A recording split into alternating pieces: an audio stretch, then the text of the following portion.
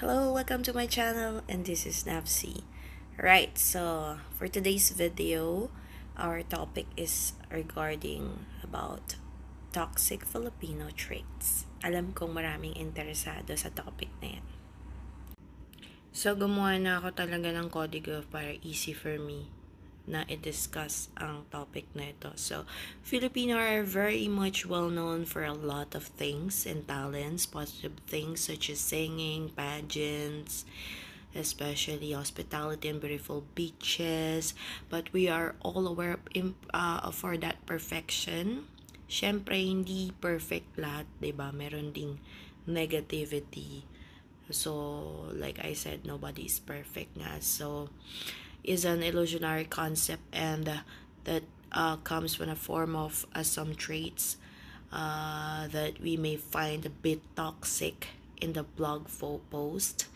We're going to talk about 10 recognizable traits of us Filipinos. And disclaimer lang po mga kapatid, this traits discussed is in the post and based on the research generalized to all Filipinos. As a matter of fact, some of these traits may be universal, not only Filipinos. So, syempre, number 1, alam kong very, very popular tong toxic traits na to. Not only Filipinos, but I think universal, no? Crab mentality. So, example manifestation. When someone is more successful than you, you begin to spread rumors about that person to dim their light.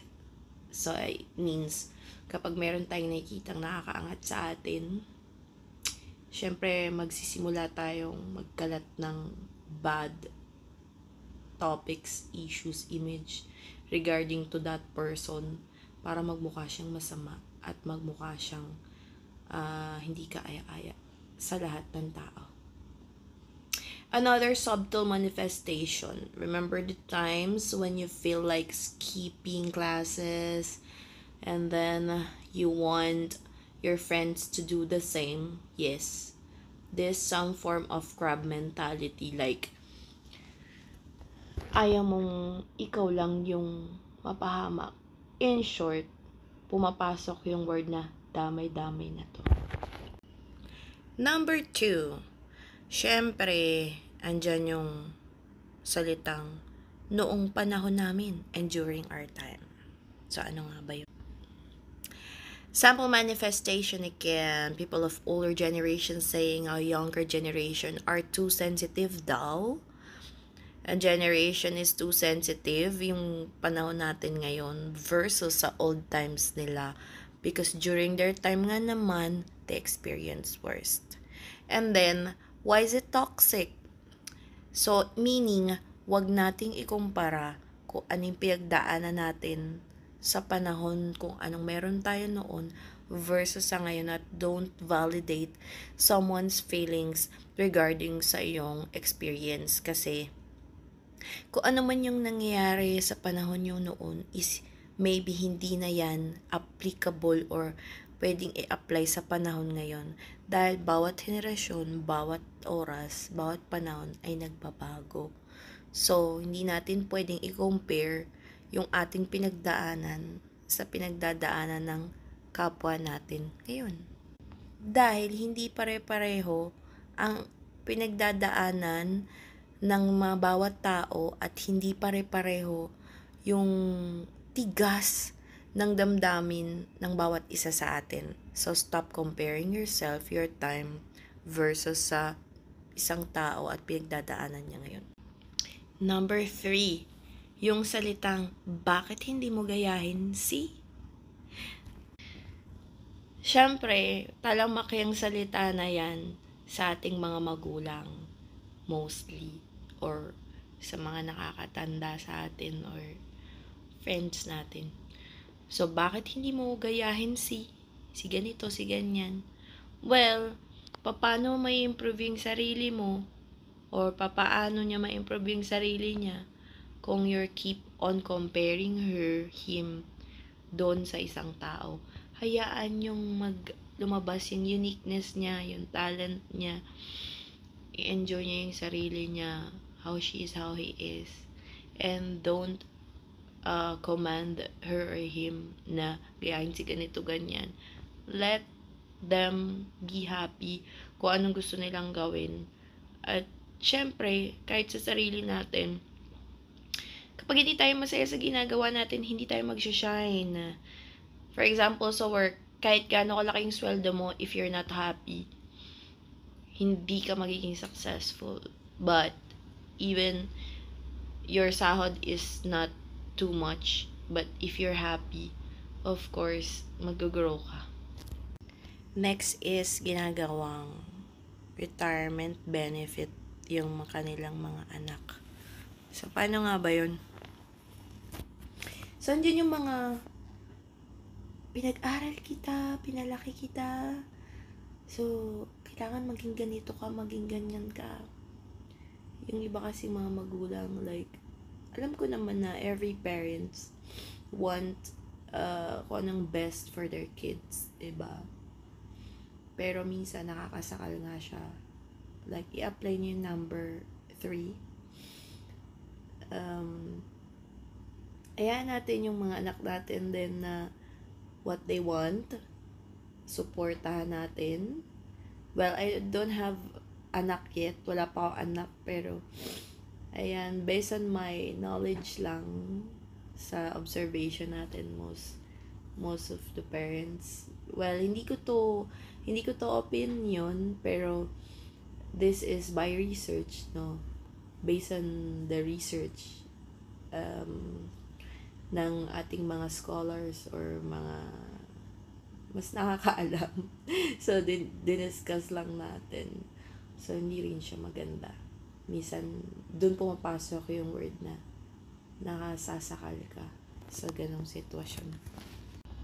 So, number 5, the word wala kang utang na loob. So, andyan yung mga sumbatera at sumbatera. Like, you're doing a favor for someone and then you're asking in return, like, merong situation na, like, you need something and then dun papasok yung panunumbat. Like, pag hindi mo nasunod yung gusto mo sa isang situation or favor sa'yo, dun papasok yung pagsumbat mo na wala kang utang na loob. So, alam nyo naman kung anong ibig sabihin nun, di ba? Yun yung isa sa toxic traits na hindi maganda talaga. Ano ba tayo? Next, number 6, bawal kang mga twirat. Mostly, nakikriticize tayo, nasisita tayo, naaaway tayo in a situation minsan na minsan we're innocent o minsan talagang nagkakamali tayo. Pero, kailangan natin minsan mga twira natin paglaban yung sarili natin or i-explain bakit natin nagawa yung isang bagay na yan.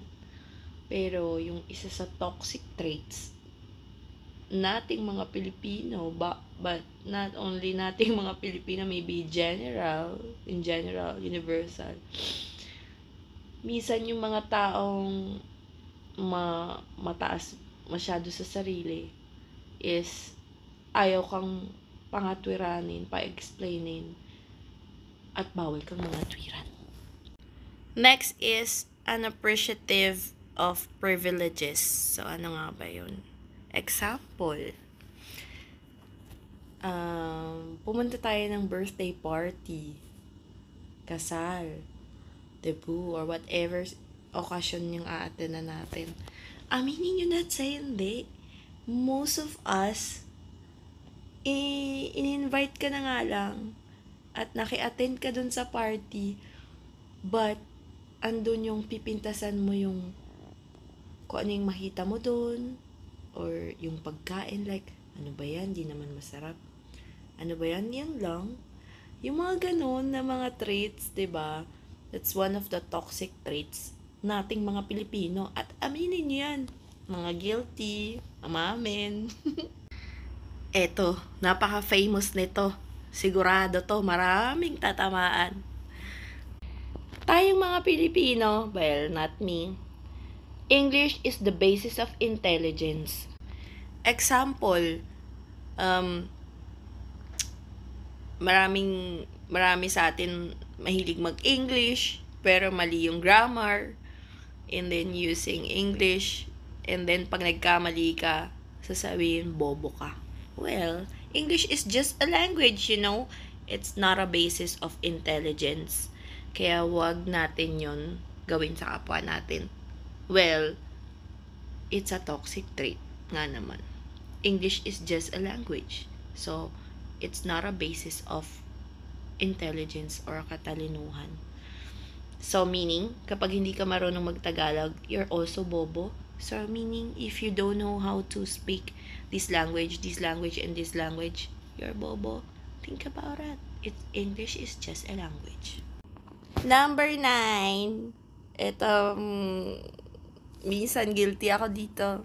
Pero, aminin nyo, most of the people, tayo mga Pilipino, talamak tong number 9. Pintasero. Naging kaugalian na natin yung pamimintas, kung ano yung mga nakikita natin. Like, ang pangit naman niya, ang taba naman niya, ano ba yan? Filter lang yan. Ay, ano ba yan? Ganito siya. Ay, ano ba yan? Bakit niya yung ginawa? Diba? But we don't know. Meron din tayo mga negativity sa sarili natin na hindi natin nakikita. Gugustuhin ba natin na gawin sa atin yung ginagawa natin sa kapwa natin? Of course not. So, pamimintas is one of the most toxic traits ng mga Pilipino. And last but not the least, number 10 is Filipino time. So, alam niyo na kung ano ibig sabihin yan. Ugali natin mga Pinoy na laging late sa mga usapan. May pinag-usapang oras, dapat gigising ng ganitong oras, pero tamad gumising, snooze is snooze every 5 minutes and then late.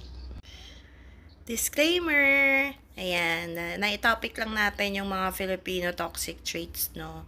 Alam ko naman maraming makaka-relate dyan sa topic natin. And comment down below kung nakaka-relate kayo sa topic natin.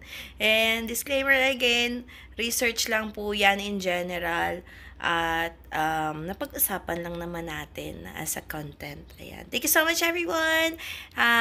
Don't forget to like this video and share this to your community and friends. And for the people na subscribe to my channel, don't forget to like this video.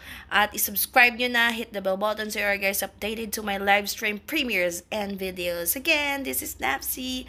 Bye!